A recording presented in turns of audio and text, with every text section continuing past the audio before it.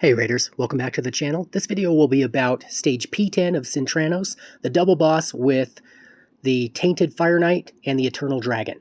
This was the first challenging fight for me in Sintranos so far, so I thought I'd show my team composition and show the battle, and then I'll show the builds at the end.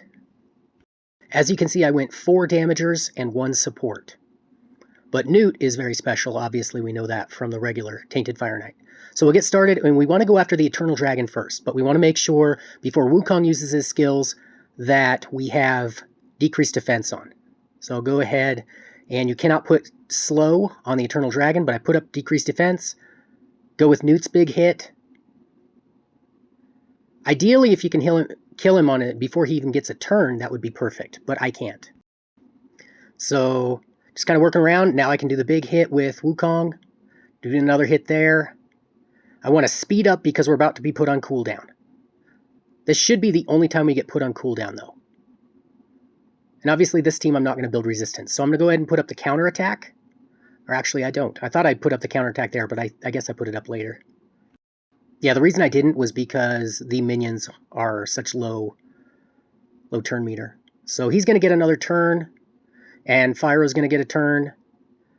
And so he gets a pretty big hit, puts decreased speed on all of us, and we're starting to get our HP decreased. But we've almost got the Eternal Dragon gone. Nekmo is in a provoke set for Hydra, so you see those provokes going up. So Eternal Dragon's gone, but see his minions are still there, so you still have to kill them. Now I'm going to put up the counterattack with him, and I want to work down the minions so I can use Staff of Wonder to just kill them completely off with Wukong. Once I'm done with all of them, then I worry about the Tainted Fire Knight. He's actually pretty slow. I don't know his speed. So the other key was to have multi-hitters as much as you can. Ragash is a multi-hitter. Obviously, Gnut is a multi-hitter. King Kong is a multi-hitter. Wukong is not, and neither is Nekmo Thar. But they're low, go Staff of Wonder, and those guys are gone. With Gnut at a decent speed, once I get them opened up, there goes my Wukong, but not a big deal. Wukong was really just there for the Eternal Dragon, and he'll do damage once this shield is opened up. But even with the decreased speed starting off, I should be able to, since he went again, once I crack him open, as long as I don't use Gnut's big hit and I just use his decrease speed or decrease turn meter, all the way until the end, then use his big hit to finish him off, then I should not have to fight him. I should not have to bust his shield open again. The first time I ran this team composition, I didn't get so much max HP destroyed, but this time I definitely got a ton of max HP. So I bust him open, and he's below 50% turn meter, put up that decreased defense, and get a hit in on with King Kong. What I like to do with Samson is I don't like to buff his crit damage and accuracy first. I like to use that to get him back around to his AoE, although the AoE is not a big deal right here. So I'm not going to use the max HP hit right there. I'm just going to work down his turn meter.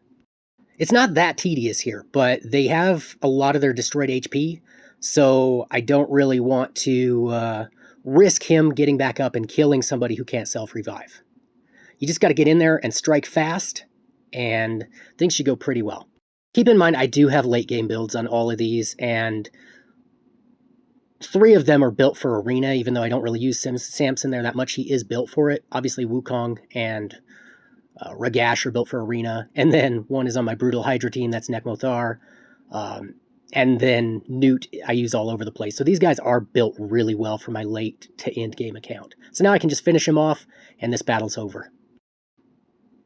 So, went pretty well, 52 turns, 3 minutes 26 seconds manualing. So Nekmo Thar obviously is in that provoke set. Sun Wukong is in an instinct set. Samson, I believe he is in some kind of savage or savage equivalent. Ragash is in instinct, I think. So I'll show him right here. Sun Wukong, he's 304 speed. He's only 200 crit damage. He's 6,000 attack. So he's a pretty good damager. Didn't need him there for his accuracy, but I have some on him.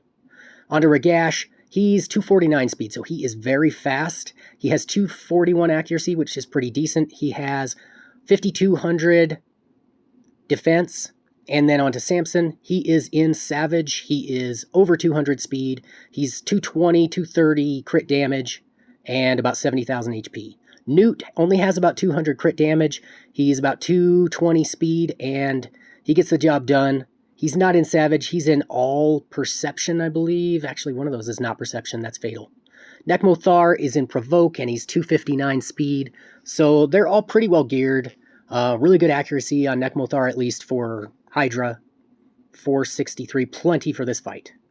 So if you're struggling with this fight and you have some of these champions, try them out. Otherwise, hope you enjoyed the video, and take care.